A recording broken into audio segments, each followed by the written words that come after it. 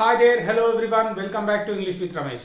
ఈరోజు చాలా సింపుల్ సెంటెన్సెస్ని పెద్ద క్వశ్చన్స్గా కానీ పెద్ద సెంటెన్సెస్గా కానీ ఏ విధంగా మనం చేంజ్ చేయొచ్చు అనేది, సింపుల్ ట్రిక్ ఉపయోగించి ఏ విధంగా మార్చొచ్చు అనే విషయాన్ని ఢిల్లీలో జరుగుతున్న రైతు పోరాటం నేపథ్యంలో ఈరోజు ఇంగ్లీష్ నేర్చుకునే ప్రయత్నం చేద్దాం. Okay guys, so let's get started without wasting any time, right? But don't forget to click the subscribe button and hit the bell icon, right?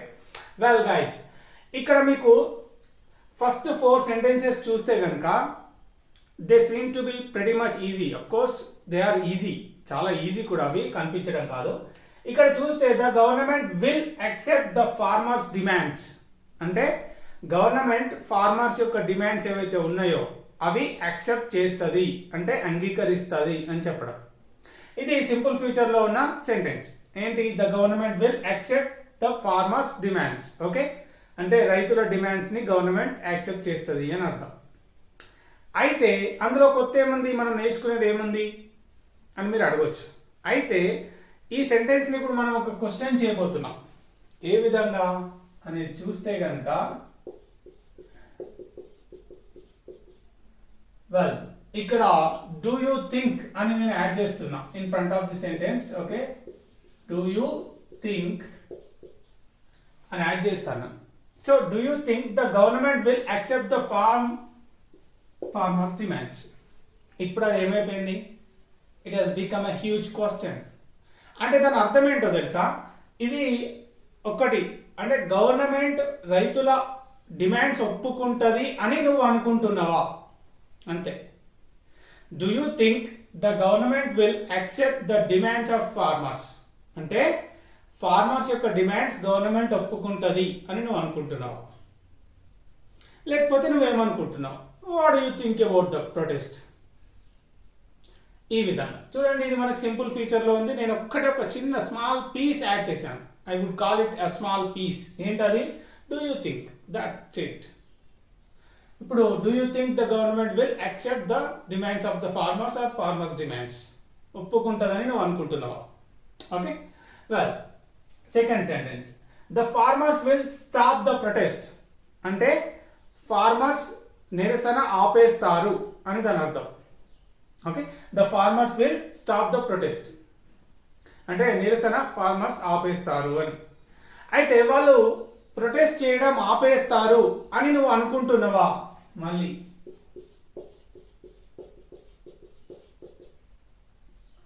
do you think the farmers will stop the protest until the government accepts their demands? అంటే వాళ్ళ demands ప్రభుత్వం ఒప్పుకునేంత వరకు వాళ్ళు protest ఆపేస్తారని నువ్వు అనుకుంటున్నావా? Such ఆ huge question it is. చాలా పెద్ద ఉంది కదా, అందులో ఏం లేదు. చూస్తే the government will the farmers will stop the protest అంటే ఫార్మర్స్ ప్రొటెస్ట్ని ఆపేస్తారు until the government accepts their demands అంటే ఒప్పుకునేంత వరకు. ఆపేస్తారని నువ్వు అనుకుంటున్నావా? Yeah, do you think the farmers will stop the protest until the government accepts their demands? వావ్, అందులో మనం చాలా సింపుల్గా నేర్చుకుంటున్నాం. Making it into small pieces or small parts. ఇక్కడ ఏముంది? The farmers will stop the protest అనేది సింపుల్ ఫీచర్, మనకు తెలిసిందే. అనుకుంటున్నావా అంటే simple present. Do you think the farmers will stop the protest until the government accepts. Until అంటే అంతవరకు, government ఒప్పుకునేంత వరకు. లేదా కంటిన్యూ చేస్తారు అని నువ్వు అనుకుంటున్నావా? ఇంకో క్వశ్చన్ కూడా అడగవచ్చు. Do you think the farmers will continue the protest until the government accepts their demands అంటే వాళ్ళ డిమాండ్స్ ఒప్పుకునేంత వరకు రైతులు ఆందోళన కంటిన్యూ చేస్తారు అని నువ్వు అనుకుంటున్నావా? ఇట్లా. ఇంకొకటి ట్రై చేద్దాం. The government is going to convince the farmers. Well, the government is going to convince the ఫార్మర్స్ని కన్విన్స్ చేయబోతోంది అని అర్థం. ఓకే, కన్విన్స్ చేయబోతోంది అని. అయితే ఇక్కడ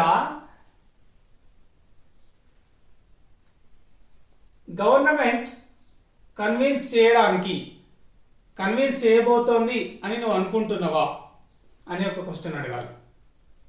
అంటే do you think the government is going to convince the farmers అంటే ఫార్మర్స్ని ఒప్పించడానికి ప్రభుత్వం ప్రయత్నించబోతోంది అని నువ్వు అనుకుంటున్నావా అని అడిగే సిచ్యువేషన్లో do you think the government is going to convince the farmers.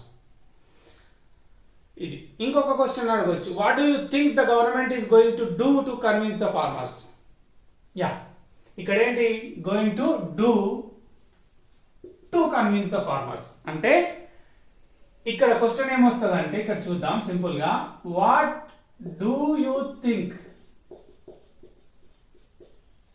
What do you think అంటే నువ్వు ఏమనుకుంటున్నావు, ఏంటి the government is going to do to convince the farmers, రైతులను ఒప్పించడానికి గవర్నమెంట్ ఏం చేయబోతోంది అని నువ్వు అనుకుంటున్నావు. Simple, what do you think the government is going to do to convince the farmers. ఇంత పెద్ద క్వశ్చన్ అయిపోయింది చూడండి. వాట్ డూ యూ థింక్ అంటే నువ్వేమనుకుంటున్నావు, the government is going to do to convince the farmers, రెండు కలిపేస్తే గవర్నమెంట్ వాళ్ళని ఒప్పించడానికి ఏం చేయబోతోంది అని నువ్వు అనుకుంటున్నావు. Such a huge question. Okay, ఇంకా నెక్స్ట్ చూస్తే the bills should be repealed అంటే రద్దు చేయాలి, పూర్తిగా వెనక్కి తీసుకోబడాలి. షుడ్ బి రిపీల్డ్ అనేది ప్యాసివ్ వాయిస్, మనకి షుడ్ బితో ఉపయోగించే ప్యాసివ్ వాయిస్. షుడ్ బి తర్వాత వర్బ్ నెంబర్ 3 వచ్చింది. రిపీల్డ్ అంటే వెనక్కి తీసుకోవడం, రద్దు చేయడం. స్క్రాప్డ్ ఆఫ్ కోర్స్ తీసి పడేయడం, రద్దు చేయడం పూర్తిగా. ఏవైతే యాంటీ ఫార్మ్ బిల్స్ ఉన్నాయి కదా రైతులు చెప్తున్నాయి, the bills should be repealed అంటే వెనక్కి తీసుకోబడాలి, రద్దు చేయబడాలి. ఇక్కడ నువ్వు అనుకుంటున్నావా ఆ బిల్స్ రద్దు చేయబడాలి అని అనడానికి మళ్ళీ సింపుల్ గా ఏంటి, do you think the bills should be repealed. It becomes a question again. Do you think the bills should be repealed. Do you think the bills as the farmers are saying should be repealed అంటే రైతులు చెప్తున్నట్టుగా bills రద్దు చేయబడాలి అని నువ్వు అనుకుంటున్నావా. ఎన్ని questions అడగవచ్చు మనం చాలా క్లియర్గా. సింపుల్గా మనకు తెలిసింది ఏంటి, ఇక్కడ జస్ట్ ఈ 2 థింగ్స్ని యాడ్ చేస్తున్నాం అంతే.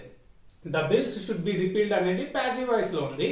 దానికి ముందు just I'm adding something like to make it in to A question. ఏంటి అది, డూ యూ థింక్ బిల్స్ రద్దు చేయబడాలి అని నువ్వు అనుకుంటున్నావా అంటే do you think the bills should be repealed. Okay, ఈ విధంగా.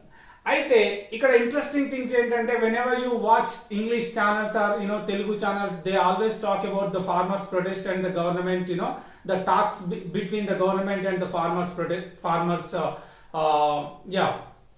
People, right. ఇక్కడ ఏమవుతుందంటే వాళ్ళిద్దరి మధ్యలో చర్చలు జరిగినాయి, మొదటి రౌండ్ చర్చలు జరిగినాయి, దే ఎండెడ్ అప్ ఇన్కన్క్లూజివ్. మళ్ళీ సెకండ్ రౌండ్ జరిగినాయి, అవి ఇంకా కొలిక్కి రాలేదు, ఇట్లాంటి పదాలు వాడుతుంటారు. Let's take a quick look at how we make sentences using all the things, right. ఏ విధంగా చెప్పొచ్చు అంటే ఇక్కడ how many rounds of talks అంటే ఎన్ని దశల చర్చలు జరిగినాయి అని అడగడానికి how many rounds of talks have been held so far, ఇంతవరకు ఎన్ని దశల చర్చలు జరిగినాయి అని అడగడానికి this is how we make it into a question. How many rounds of talks have been held between the government and the farmers. రైతులకి ప్రభుత్వానికి మధ్యలో ఎన్ని చర్చలు జరిగినాయి, ఎన్ని దశల చర్చలు జరిగినాయి ఇప్పటి వరకు అని అడగడానికి how many rounds of talks have been held between the government and the farmers so far అంటే ఇప్పటి వరకు అని అర్థం. ఇప్పటి వరకు రైతులకి గవర్నమెంట్ కి మధ్యలో ఎన్ని దశల చర్చలు జరిగినాయి అని అడగడానికి ఇంగ్లీష్ లో ఈ విధంగా. So 8 rounds of talks have been held so far between the government and farmers. All of them have ended up లేదా all of them have remained inconclusive అంటే అన్నీ కూడా మధ్యలోనే ముగిసిపోయినాయి, ఒక కొలిక్కి రాకుండానే ముగిసిపోయినాయి అనే అర్థంలో all of them have remained inconclusive అంటే ఒక కొలిక్కి రాకుండానే మిగిలిపోయినాయి అని చెప్పడానికి ఇట్లా చెప్తా. అంతే, మీరు ఇంగ్లీష్ ఛానల్ చూస్తే వాళ్ళు ఇవన్నీ కూడా అటు తిప్పి ఇటు తిప్పి మాట్లాడుతూ ఉంటారు.